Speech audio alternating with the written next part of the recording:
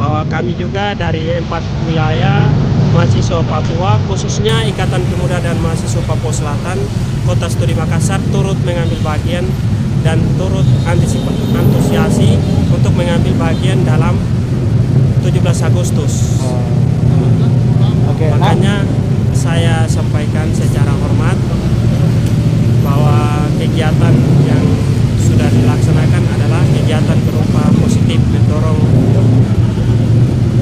menjemput 17 Agustus sekaligus pembagian bendera sekaligus mengucapkan selamat datang 17 Agustus 2022. Semoga dengan adanya 17 Agustus ini Indonesia cepat pulih, Indonesia cepat bangkit, Indonesia tetap jaya.